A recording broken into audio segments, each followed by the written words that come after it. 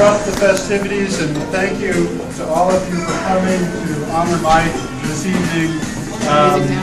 I already gave a little spiel to my staff about my feelings about Mike, so I'm not going to monopolize the evening here. We have a couple of much more worthy people here. We have the General Counsel of Sprint has flown out here to speak about Mike, and then Vanya is going to say a few words. But before I do turn it over to Charlie, I do want to say that it has really been an honor to have Mike working with us, and we all are terrified of what's going to happen on Monday. The Nationals are going to win on Monday. And Mike's going to catch a foul ball. Yeah, exactly. It's going to all be good. It's all be good. Yes. I've made Mike write everything out and tell me exactly who I have to ask, but I know no one's going to be able to answer the questions that Mike answers every day. The font of knowledge that Mike has is truly breathtaking. And it has been a great honor to work with him. And despite his many jokes about duct tape, any concerns about what he says at the commission. But thank you, Mike, for your years of service. You've been wonderful to work with you. So I'm going to have Charlie take it. Well, thank you. Well, it's really an honor and a pleasure to be here this afternoon with Mike. 23 years ago or so, when I started with Sprint, one of the first things I heard was, well, Mike Fingerhut said. and then everybody just looked at you like, Wrong, too. Looked at you like, so it's written in stone. And you quickly learned that when Mike Fingerhut spoke, you paid attention, that you could depend on Mike's advice, that he was unerring in what he did.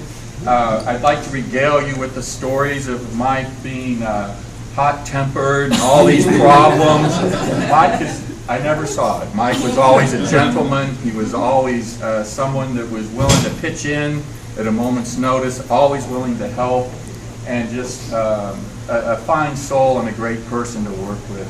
And so as I was thinking about coming out here and Mike and what he does, I'm reminded that, for 10,000 years, the most people could communicate. He hadn't been there at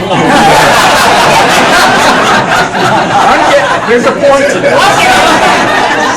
But for 10,000 years, the furthest anybody could communicate was as far as they could shout. And that was it. And people would move 50 miles apart. Garrison and his, William Lloyd Garrison and his mother, 50 miles apart. He didn't see her for 20 years. He could only communicate with letters because he was too poor to go and see her. They could never talk again for a very long time. And then about 140 years ago, 1848, trinary digital communication starts with the telegraph, and then we get voice communication in the 1870s. So for about 140, 50 years now, out of a history of 10,000, people communicate over telephone networks. And that's been a fundamental change. People have been brought closer together. They can stay in touch with each other. They can communicate with each other. And these networks make lives better for people. I mean, that's what we do in telecommunications. We make people's lives better. And Mike has spent his life helping make those networks better. He's helped the deaf get more access to communication. He's helped on emergency communication. He has helped on just routine competition that enhances products and availability. So when I was thinking about what Mike has done over his life, he spent his life making things better for people. He's let people communicate in times of sorrow, in times of joy, in times of loneliness, in times of togetherness.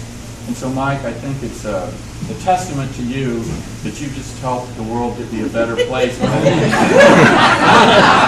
do think that's true. You have helped a lot. I'm my classmate, I think. I think it is.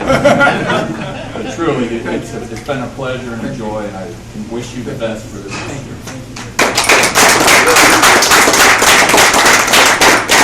All right. I'm getting old, so I need paper to remind me of what I wanted to say.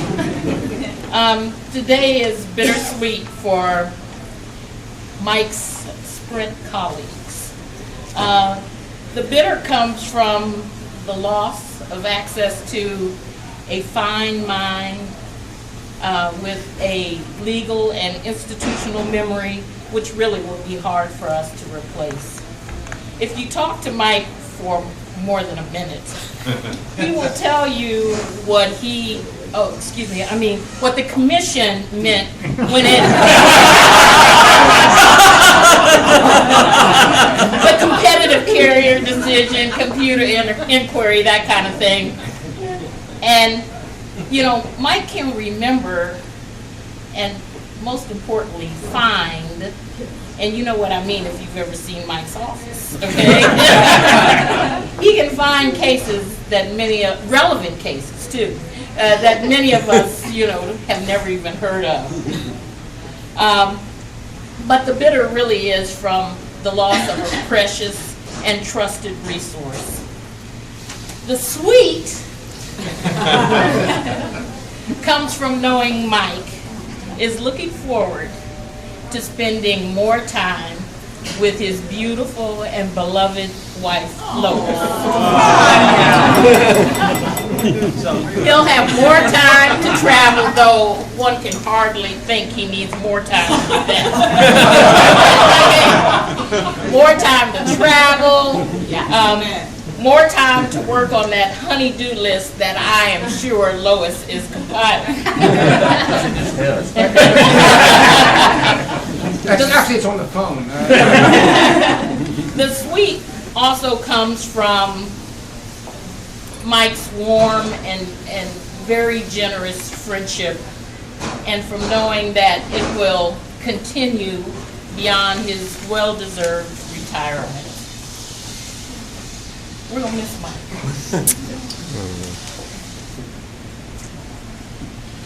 But I know his number, and he lives right down the street.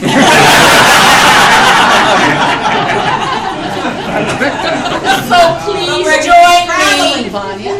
Please join me in this bittersweet moment in wishing Mike, you know, all the best, and as he enters this next phase of a wonderful life. Here, here.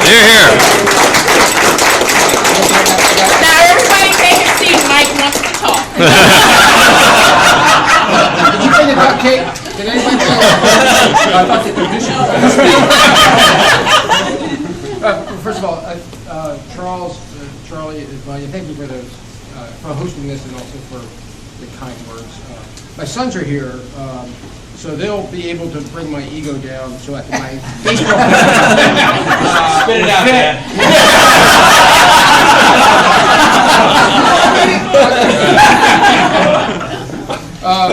Anyway, I've been asked why I've stayed at Sprint so long, almost 3 decades. How long? And I used to respond with a joke. Now I know you all don't think I ever crack jokes. I never kid around at all. So nobody ever offered me a job.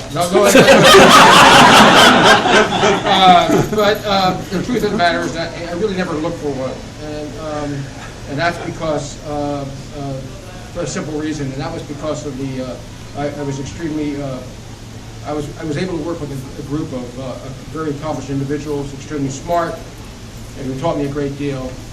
Individuals who always had my back, ensuring, for example, that my arguments explaining why Sprint's recommendations were lawful and always in the public interest. Always. At least sounded plausible and were relatively free of the sarcasm. And I like to direct it to people who did not agree with me at Sprint. Individuals who had made the mistake of actually asking me for advice were kind enough not to at least seriously consider it and perhaps even accept it. And individuals who would smile whenever I did crack a joke, although my wife and sons would say you were all just humoring me.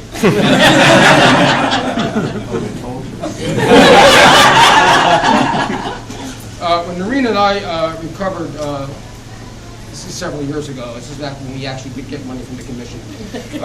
When Noreen and I recovered $30 million in excess earnings from the evil empires, and known as the R-Box.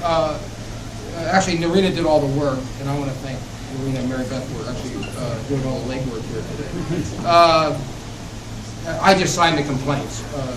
I suggested that to Vanya's predecessor, that Norina and I would be willing to take only 10% of the earnings, as opposed to a lawyer's fee of 33%. And of course, in his response, and I can't do it justice, but he said, "I was lucky to have a job."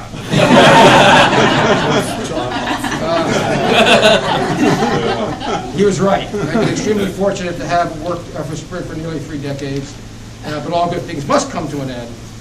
And having been engaged in the practice of economic regulation since 1972, when I graduated law school. And never 1872. Yeah, she'll be sending you back.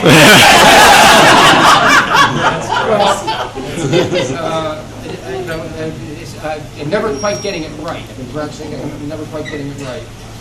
It's about time to hang up the proverbial legal pad, which some of you don't even know what about. A legal pad's about this big. I used to write briefs on there.